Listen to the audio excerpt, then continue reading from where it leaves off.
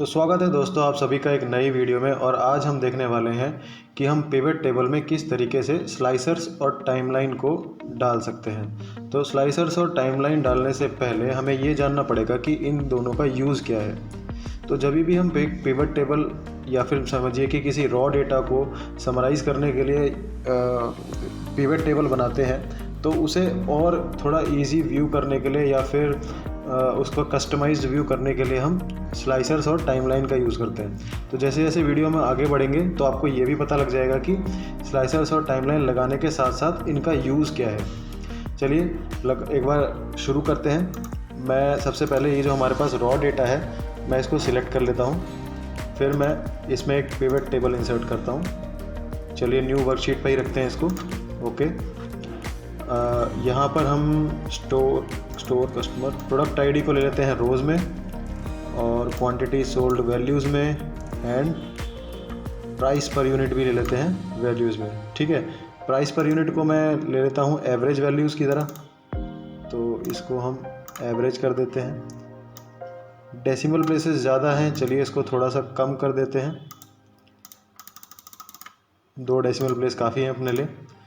तो आप देख पा रहे हो कि यहाँ पर ये जो हमारा प्रोडक्ट आईडी है, मतलब ये जो प्रोडक्ट्स हैं उनकी कितनी क्वांटिटी सोल्ड हुई है और उनका एवरेज प्राइस क्या है। ठीक है, अभी ये तो था एक सिंपल सा पिवट टेबल जिसमें कि आपको पूरा ओवरव्यू दिख रहा है कि कौन सा प्रोडक्ट कितना सोल्ड हुआ है और उसका एवरेज प्राइस क्या है। ठीक है, अब मान लीजिए हमें और भी फ़िल्टर आउट करना है डेटा, तो ऐसा तो नहीं है कि हम सब कुछ इसी टेबल में इंक्लूड कर पाएँ, है ना। समझिए कि मुझे ये देखना है कि स्टोर आईडी के हिसाब से किस आइटम की कितनी सेल हुई है, तो वो मेरे को 1 क्लिक में कैसे पता लगेगा। तो यहीं पे काम आते हैं हमारे स्लाइसर। तो स्लाइसर के लिए हमें पिवट टेबल एनालाइज में जाना है। पिवट टेबल एनालाइज में ये है आपका ऑप्शन इंसर्ट स्लाइसर, इस पर क्लिक करेंगे। अब आपको यहाँ पर मल्टीपल ऑप्शंस आ रहे हैं, मतलब आपके जितने भी रॉ डेटा में हेडर्स हैं उन सभी से आप स्लाइसर्स बना सकते हो। लेकिन जब भी मैं स्लाइसर बनाऊंगा तो आपको ये सजेस्ट करूंगा कि जो ऐसा कॉलम है जिसमें कि आपके नंबर ऑफ़ यूनिक वैल्यूज़ कम है, आप उसी को स्लाइसर प्रेफर करिए। जैसे कि इस रॉ डेटा में जो स्टोर आईडी है, मतलब नंबर ऑफ़ स्टोर्स जो हैं वो कम होंगे, और इसीलिए उनका जो है अगर हम स्टोर आईडी के हिसाब से देखना चाहें तो हमें नंबर ऑफ़ वैल्यूज़ यहाँ पे कम मिलेंगी।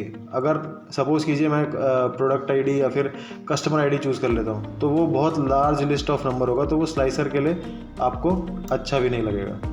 ठीक है, अभी हमारे पास स्टोर आईडी आ चुकी है। तो अब देखिए स्लाइसर का कमाल। अब मैं मान लीजिए देखना चाहता हूँ कि स्टोर नंबर 3 से कितनी सेल्स हुई है, तो मैं सिंपली 3 पे क्लिक करूँगा और ये मेरे पास डेटा सामने है। तो प्रोडक्ट वाइज कितनी क्वांटिटी सोल्ड हुई है और क्या एवरेज प्राइस है। सिंपली अगर मैं 4 पे क्लिक करूं तो किसी भी स्टोर आईडी पे क्लिक करेंगे तो आपको ये पता लगता जाएगा। आप मल्टीपल भी चूज़ कर सकते हैं। अगर मल्टीपल स्टोर आईडी चूज़ करनी है तो आपको कंट्रोल प्रेस करना है और जितने भी स्टोर सेलेक्ट करने हैं वो आप कर सकते हैं। ठीक है, सेकेंड रोल आता है हमारा टाइमलाइन का। तो टाइमलाइन कहाँ से इंसर्ट करेंगे। टाइमलाइन के लिए भी सेम है, आप पिवट टेबल एनालाइज पे जाइए और यहाँ पर आपको ऑप्शन मिल रहा है इंसर्ट टाइमलाइन का। तो टाइमलाइन में आपको क्या मिलेगा, ओनली डेट। तो आपके जो भी कॉलम्स डेट फॉर्मेट में होंगे वो यहाँ पर अपीयर होंगे। तो यहाँ पर अभी हमारे पास एक ही कॉलम है जिसमें डेट है, तो सिंपली इसे क्लिक करेंगे और ओके करेंगे। लीजिए आपका टाइमलाइन भी इंसर्ट हो गया।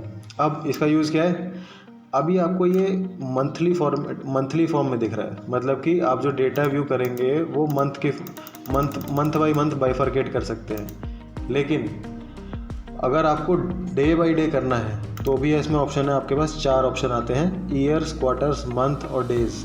तो यहाँ पर जो हमारा रॉ डेटा है वो आप अगर देखेंगे तो जनवरी 2023 से ये है फरवरी 2023। तो सबसे बेस्ट यही होगा कि हम अपने डेटा को डे बाई डे देखेंगे तो अच्छा रहेगा। तो यहाँ पर जनवरी 2023 दिख रहा है। ठीक है, अब मैं किसी भी डे पे क्लिक करूँगा तो मुझे सेल्स दिखा देगा।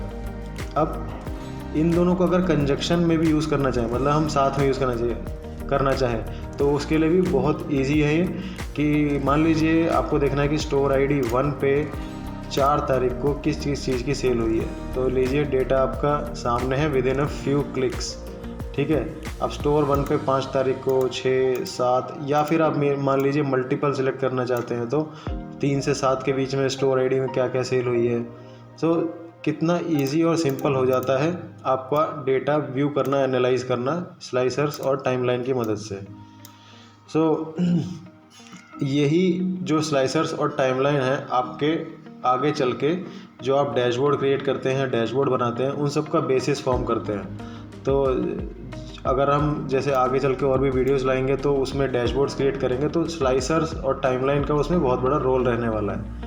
तो पिछली वीडियो में हमने पिवट टेबल देख लिया था, इस वीडियो में हमने स्लाइसर्स और टाइमलाइन का यूज़ देखा।